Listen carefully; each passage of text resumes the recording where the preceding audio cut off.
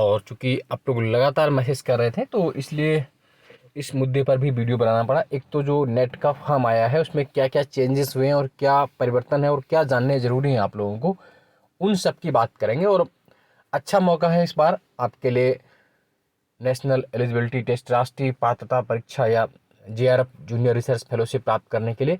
उसमें कुछ बदलाव हुए हैं, बहुत महत्वपूर्ण चेंजेस हुए हैं, तो उन सब की हम लोग बात करेंगे, और ताकि आप अधिक से अधिक मात्रा में फॉर्म भर सकें और अपने वास्तविकता या उस लक्ष्य को हासिल कर सकें। चलिए आइए देखते हैं क्या क्या चेंजेस हो रहे हैं।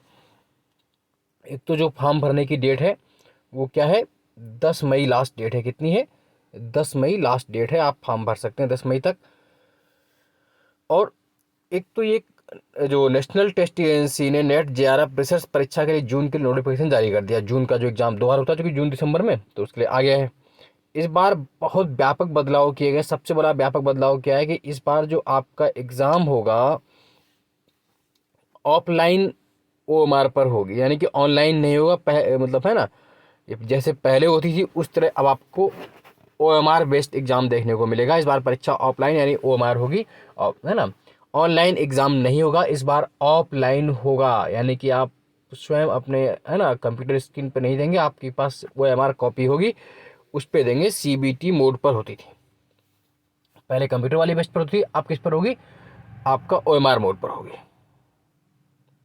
और इस बार 3 कैटेगरी आपके पास होंगी, नेट होगी, जेआरएफ असिस्टेंट प्रोफेसर और पीएचडी, तीनों कैटेगरी के लिए अलग अलग मतलब उसमें नंबर आ जाएंगे। पेपर एक ही होगा, जैसे जैसे मार्क्स आएंगे उसके हिसाब से नेट भी होगा, असिस्टेंट प्रोफेसर वाला होगा, जेआरएफ उसके लिए होगा और पीएचडी तीनों के लिए होंगे। वो उम्मीदवार जो 4 वर्षीय या 8 सेमेस्टर स्नातक डिग्री कर रहे हैं या अपने अंतिम सेमेस्टर के वर्ष में, वो भी यूजीसी नेट के लिए आवेदन कर सकते हैं। मतलब बड़ी बात यह है कि जिन्होंने भी 4 वर्षीय स्नातक, है ना, 4 वर्षीय स्नातक किया हो, कितना? 4 वर्षीय। अगर आप 4th ईयर वाले उसमें यूजी प्रोग्राम में हैं और आपके 75% मार्क्स हैं, तो भी आप उसके लिए पीएचडी के लिए सीधे या नेट के लिए सीधे आप फॉर्म भर सकते हैं। अगर आप 4 वर्षीय स्नातक है, नहीं तो आपका पीजी का ऑप्शन तो है ही। और इवन उसमें 75% मार्क्स से 5% मार्क्स की छूट अन्य को दी जाएगी जिनका स्नातक है। पीजी में अभी 55% का नियम लागू, अगर पीजी वाले हैं तो 55% का ही नियम लागू है। ठीक है। और एग्जाम आपका 16 जून को होगा। अब दिक्कत क्या है कि अभी तक जो व्यवस्था लागू थी उसके मुताबिक यूनिवर्सिटीज अपने लेवल पर टेट का आयोजन करती थी, सेंट्रल और स्टेट यूनिवर्सिटीज के चलते अब प्राइवेट यूनिवर्सिटी पीछे लाते थे। अब क्या कर दिया, यूनिवर्सिटीज़ को अपने यहाँ रिसर्च में प्रवेश के लिए नेट के स्कोर के माध्यम 70%, 30% सत्तर के माध्यम प्रवेश निर्धारित करना होगा। यानी कि जो भी पीएचडी के लिए लेंगे उस 70% तो सीधे नेट वालों को ही, नेट स्कोर के बाद 70% मार्क्स होंगे और 30% आपका इंटरव्यू। नेट जेआरएफ परीक्षा की मार्गदर्शक डॉक्टर अलका प्रकाश ने ऑनलाइन परीक्षा में आ रही समस्याओं को जानते हुए बताया कि अब ऑनलाइन परीक्षा केंद्र का सर्वर डाउन होता था, कहीं कुछ कंप्यूटर बंद हो रहा था, है ना, कंप्यूटर पढ़ने में समस्या आ रही थी। इसलिए अब यूजीसी नेट पास करने के लिए नए पैटर्न को फॉलो किया गया है जो ऑफलाइन। देखिए अब अंतर क्या हो गया, क्या क्या आपको समझना होगा। अब जो परीक्षा होगी वो आपकी ऑफलाइन मोड में होगी। प्रत्येक कैंडिडेट को 2 पेपर अटेम्प्ट करने होंगे। 2 पेपर पहले भी होते थे। एक आपका पहला पेपर जिसमें टीचिंग व रिसर्च मेथड वाले शिक्षण व अनुसंधान योग्यता होगा, और दूसरा पेपर वो होगा आपका जो आपका जिस विषय से आप नेट देना चाहेंगे, चाहे हिस्ट्री हो, ज्योग्राफी हो, मैथ हो, जो भी आपका विषय होगा उससे। दोनों पेपरों में मल्टीपल चॉइस बेस्ड क्वेश्चन होंगे, एमसीक्यू बेस्ड क्वेश्चन होंगे, मल्टीपल चॉइस बेस्ड क्वेश्चन होंगे। कैंडिडेट्स को दोनों पेपरों के लिए कुल 3 घंटे की अवधि मिलेगी। दोनों पेपर लगातार होंगे, कोई गैप नहीं होगा। परीक्षा में 150 प्रश्न होंगे, कुल 150 क्वेश्चन होंगे जो कि आपको 180 मिनट्स में, यानी कि 150 क्वेश्चन 3 घंटे में सॉल्व करने होंगे। दोनों पेपरों का कोई गैप नहीं होगा। सबसे बड़ी बात इस बार क्या है, किसी प्रकार की कोई नेगेटिव मार्किंग नहीं होगी। बहुत महत्वपूर्ण बात जो आपको जाननी है, कोई नेगेटिव मार्किंग नहीं होगी। और हर सही उत्तर के लिए 2 अंक मिलेंगे। सभी प्रश्न अनिवार्य होंगे। कुल मिला के 150 क्वेश्चन एंड 300 मार्क्स।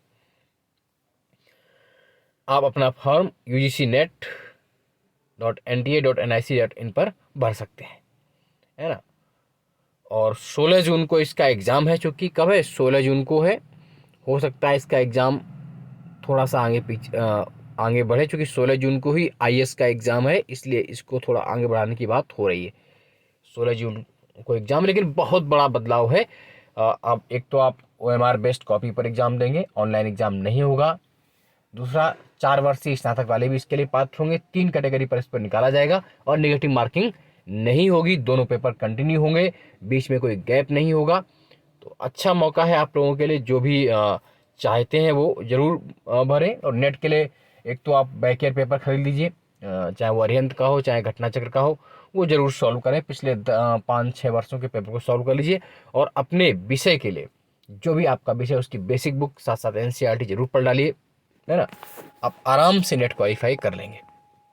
तो वही है ना कि 4 वर्षीय जो स्नातक होंगे सीधे कर सकेंगे नेट। अब PhD का नेट और PhD, तो जो भी कैंडिडेट हैं जिन्होंने कि 4 वर्षीय जैसे UG में है कार्यक्रम में 4 साल के स्नातक डिग्री वाले छात्र सीधे नेट में PhD कर सकते हैं। JRF के साथ या उसके बिना PhD करने के लिए उम्मीदवारों को स्नातक में 75% अंक लाने होंगे। अगर आप JRF के साथ या उसके बिना PhD करना चाह रहे हैं तो आपको स्नातक में न्यूनतम 75% अंक लाने होंगे।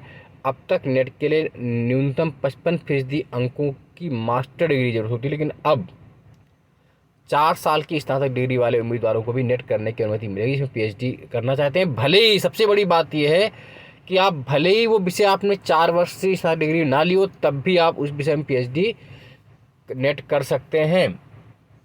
बहुत बड़ी बात, अगर आप में उस विषय में आपके पास वो आपने पढ़ा भी नहीं, तब भी उस विषय में आप नेट और PhD दोनों कर सकते हैं। अगर आपके अंदर क्षमताएं हैं तो आप कर सकते हैं। UGC के निर्णय के अनुसार SC, ST, OBC, non criminal या दिव्यांग आर्थिक रूप से कमजोर वर्ग को 5% की छूट दी जाएगी, यानी कि ये लोग 70% पे भर सकते हैं।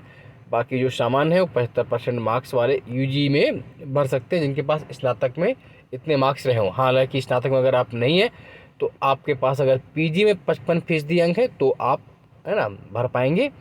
और सेम प्रक्रिया है, उसमें कोई डाउट नहीं है। तो ये आसानी है इस बार, और निश्चित रूप से आपके लिए बेहतर मौका है। फॉर्म जरूर भरिए, अप्लाई करिए, और जो भी डाउट शंका फिर से आप पूछ सकते हैं। आज के लिए इतना ही। जय हिंद, जय भारत, धन्यवाद। और हाँ, चैनल को लाइक, सब्सक्राइब, शेयर करते रहिए।